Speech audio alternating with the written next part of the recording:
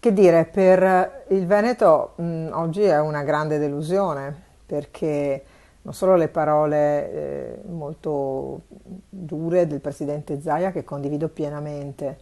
ma per quanto riguarda i settori che ho io seguito fin da tempo ormai veramente lungo, si trattava nell'ambito dell'istruzione, dell'applicazione di prerogative previste dalla Costituzione, nulla di trascendentale, quasi guardate di copiare quello che fa Trento, non avevamo messo niente di più, forse molto meno di quanto Trento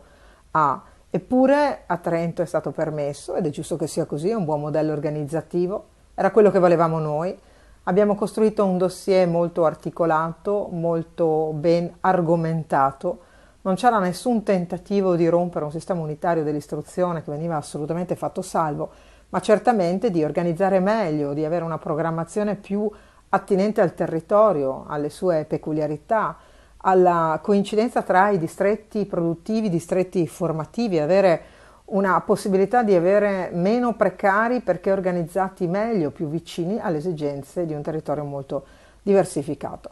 Non hanno voluto capire, io posso solo intenderla così, avere tolto completamente l'articolo 12 di questo accordo, che era stato veramente molto ben articolato anche dal ministro Stefani, vuol dire arrendersi a non vedere mai cambiate le cose. La scuola poteva essere veramente il punto dove avremmo dimostrato una migliore organizzazione in assoluto.